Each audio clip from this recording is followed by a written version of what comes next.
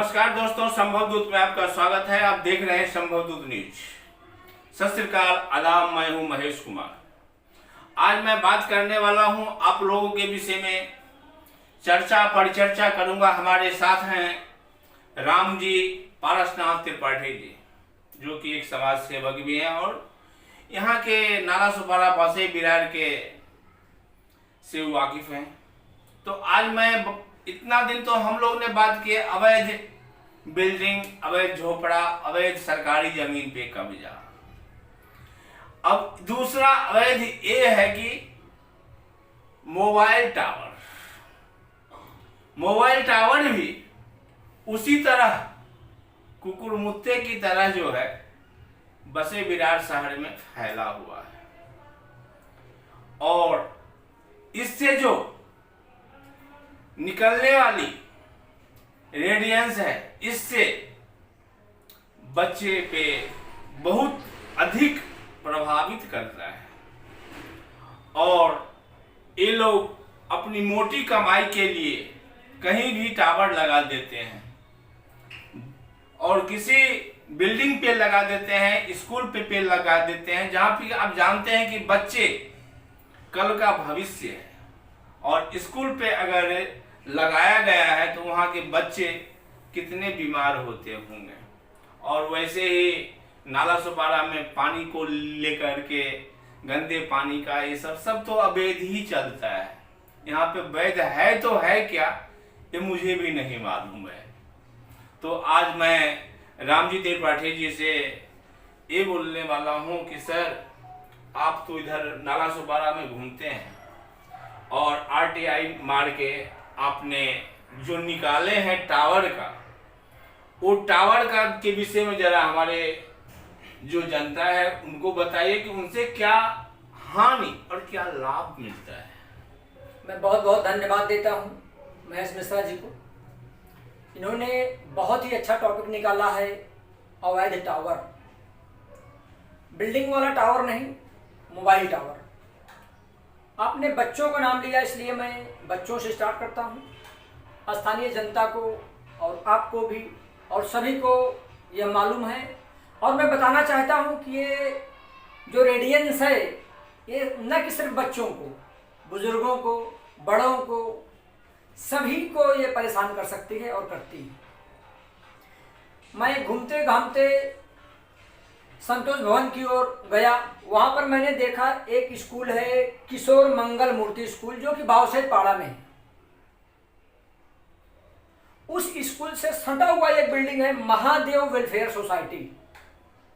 Mahadev welfare society के ऊपर terrace पे एक टावर लगा हुआ है, इंडस टावर। और वो टावर के बारे में मैं जानना चाहा। सेक्रेटरी मुकर गए, बोले इसका पैसा मैं कंपनी से नहीं लेता। कैशियर मुकर गए, बोले मैं नहीं लेता। चेयरमैन मुकर गए, बोले मैं नहीं लेता। बाद में मालूम पड़ा कि ये लोग सेक्रेटरी, कैशियर, चेयरमैन है नहीं, कोई एक दबंग व्यक्ति है। मैं पता लगाया कौन है वो दबंग व्यक्ति। कोई बोले चीफ प्रमोटर लेता है, कोई बोले बिल्डर लेता है, किसी ने कहा 7-12 वाला लेता है।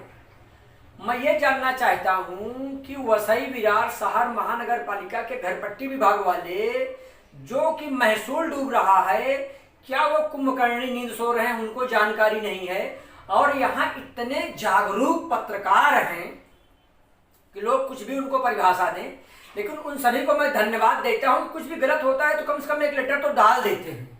तो कोई ना कोई लेटर तो वसई विरार शहर महानगर पालिका में डाले ही होंगे मुख्यालय में, तो उन पर कार्रवाई क्यों नहीं हो रही है। और वहाँ जो भी रेडियंस फैलेगा उससे वहाँ की स्थानीय जनता, स्कूल के हजारों विद्यार्थी और किशोर मंगल मूर्ति स्कूल के प्रिंसिपल से भी मैं विनम्र निवेदन करता हूँ कि क्या आपने अपने लेटर हेड पे वसई विरार शहर महानगर पालिका के माननीय आयुक्त साहब को आपने इस बारे में बताया है क्या। और मिश्रा जी ने जो कहा कि आपने आरटीआई डाल के निकाला है, मैंने आरटीआई डाला है, बात सही है, लेकिन अभी वो प्रकरण पेंडिंग है। लेकिन इससे पहले स्टॉप क्राइम टीवी न्यूज के अब्दुल गफ्फार शाह जी ने, ऑडिटर साहब, उन्होंने निकाला हुआ है और उनकी ये लिस्ट जो है इसमें कुछ स्थानीय नेता का नाम है जिसे मैं नहीं लेना चाहता हूँ। और नेता बोलेगा तो हर टाइप के नेता हैं, स्थानीय नेता से लेके बीजेपी, कांग्रेस और भी सभी टाइप के लोग हैं, जिसमें से 53 अवैध टावर, सिर्फ नाला सुपारा और वसई विरार की बात कर रहा हूं, 53 अवैध टावर, वो भी कोरोना के पहले, यानी कि 2019 में दिसंबर में कोरोना आया, भारत में आते आते 2020 लग गया था।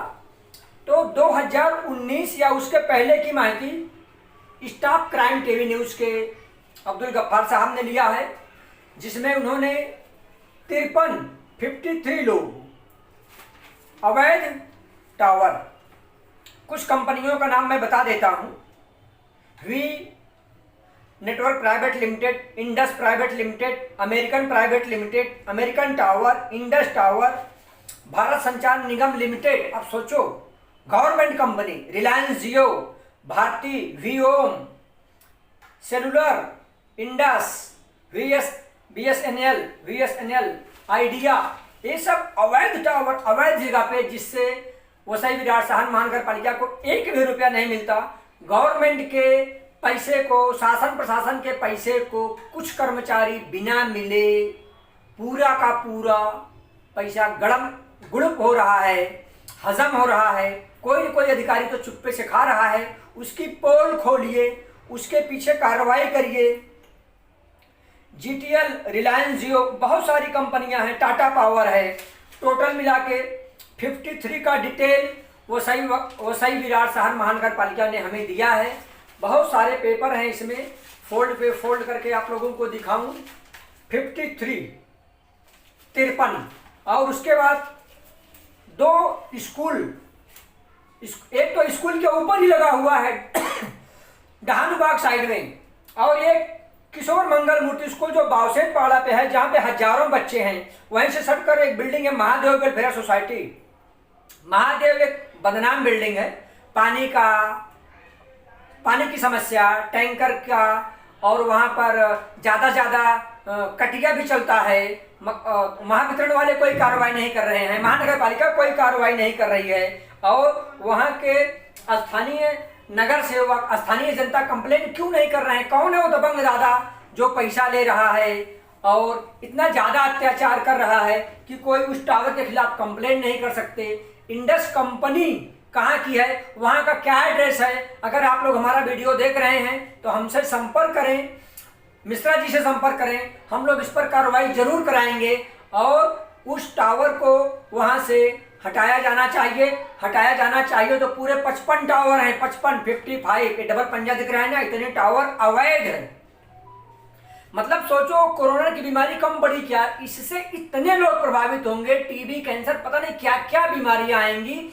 चंद पैसों के लिए पैसे कुछ लोग खा रहे हैं। मैं किसी नेता का नाम नहीं ले रहा हूं, शाम को फोन आ जाएगा, ऑफिस में बुलवा लेंगे, ठीक है? और हमें डर नहीं है, हम शासन प्रशासन की मदद लेंगे। लेकिन आप लोग बोलेंगे कि ये गए और इनको पैकेट मिल गया, इसलिए इन्होंने अपना मुंह बंद कर दिया। हम मुंह नहीं बंद करने वाले। हमारे मिश्रा जी कभी भी मुंह नहीं बंद करते हैं और ये उस लड़ाई का इंजाम देते हैं, और इसका भी ये कुछ न कुछ निष्कर्ष निश्चित निकालेंगे। त्रिपाठी, आपने जहां तक की कहा कि अवैध टावर, तो यहाँ जो है पार्टी के जो जनप्रतिनिधि हैं, वो जनप्रतिनिधि जो जनता के सेवक कहते हैं, वो सेवक जनता के रक्षक हैं। लेकिन मैं तो ये अवैध टावर को देख करके, और जिनका नाम है, और जहां जहां ये बताया गया है कि बीएमसी के द्वारा, आरटीआई के द्वारा कि ये लोग का है, क्या बीएमसी उस पर कार्रवाई नहीं कर सकती? नहीं करती है। कारण कि वो भी उनका जो है नजराना उनको भी मिलता है। भाई तुम भी चुप, मैं भी चुप, जनता मरता है मरने दो, काम बनता अपना और भाड़ में जाए जनता। और अनेक प्रकार की बीमारी की अगर वजह है, बड़े बड़े बीमारी, कैंसर, टीबी इत्यादि जो बीमारी आज फैल रहा है, आज जो अब हमारे सरकार बोलते हैं कि ये वायरस आया, ये वायरस आया, ये वायरस आया। वायरस को नाम चेंज कर करके बताते हैं और पब्लिक को डराते हैं। और पब्लिक क्या करेगा? डॉक्टर को बात तो मानना ही है, डॉक्टर भगवान है। लेकिन हर डॉक्टर को हम भगवान नहीं बोलेंगे। जो कि किडनी बेचने वाले डॉक्टर हैं, उसे क्या आप भगवान बोल सकते हैं? एक बात मिश्रा जी मैं और कहूंगा कि अगर इन लोगों के पास रिकॉर्ड नहीं होता, जैसे वसई विरार महानगर पालिका ने 55, 55, 53 ऑन रिकॉर्ड दिया हुआ है, इसका मतलब उनको जानकारी है। उन्होंने बाकायदे लेटर हेड पे लिखा है, अपना स्टैम्प मारा है, आरटीआई में जानकारी दिया है, इसका मतलब उनको जानकारी है। फिर वो कार्रवाई क्यों नहीं कर रहे हैं, ये मेरे भी समझ में नहीं आ रहा है। तो इसके बारे में मैं आपसे विनती करता हूं कि आप अपने लेटर हेड पर आयुक्त साहब को आप उनको सूचना दीजिए कि भाई 53 तो 2019 में था, अभी तो मेरे हिसाब से सेंचुरी मार दिए होंगे लोग अवैध टावर में। और जैसे नाला सुपारा में आप बोलते हैं और लोग बोलते हैं कि देश के यहाँ पर अच्छे बुरे हर किस्म के लोग आ गए, उसी तरह से कोई नई बीमारी भी यहाँ से पनपेगी, लोग बोलेंगे ये बीमारी नाला सुपारा से निकली है। यही सुनने के लिए शायद ये कान बाकी हैं। आपका क्या कहना है मिश्रा जी? बस आपको जितना बोलने था हमारे दर्शक को बताए हैं। आज के लिए बस इतना ही। फिर मिलेंगे किसी और मुद्दे के साथ जो कि पब्लिक जनता के हित में होगा। हम सभी समय जो वीडियो बनाता हूं आप लोग के पास में भेजता हूं, तो एक मैं मुद्दा उठाता हूं, समाज की मुद्दा, कि आम पब्लिक गरीबों की मुद्दा। लेकिन जनप्रतिनिधि को भी सोचना चाहिए। जबकि जाते हैं वोट मांगने के लिए तो बोलते हैं वोट दीजिए, एक बार आप तो उनको पांव जोड़ते हैं, लेकिन 5 वर्ष तक पब्लिक को पीसते हैं, पब्लिक को बीमारी से जूझना पड़ता है। और नाला सोपारा वसई विरार में ऐसा कोई हॉस्पिटल भी नहीं है कि अच्छा इलाज हो। अगर एक बार हॉस्पिटल में गए तो आपकी जेवा कट जाएगा। यहाँ की हॉस्पिटल ऐसे हैं, मनमानी चार्ज लेते हैं और मनमानी लेते हैं। अगर आप कुछ किए तो आपको कुछ सुनवाई नहीं होगा। हमारे पास एक केस आया है जो कि 12 साल से बेचारे उनकी भाई को मौत हुआ और डॉक्टर की लापरवाही से, मगर अभी तक उनको फैसला नहीं मिला है, न्याय नहीं मिला है। वो दर्द के भाई की न्याय के लिए भटक रहे हैं। बस आज के लिए इतना ही। फिर देखते रहिए हमारे संभवदूत न्यूज। किसी और मुद्दे को लेकर के आपसे मिलूंगा। धन्यवाद त्रिपाठी जी, आप अपना टाइम दिए, धन्यवाद। नमस्कार। नमस्कार।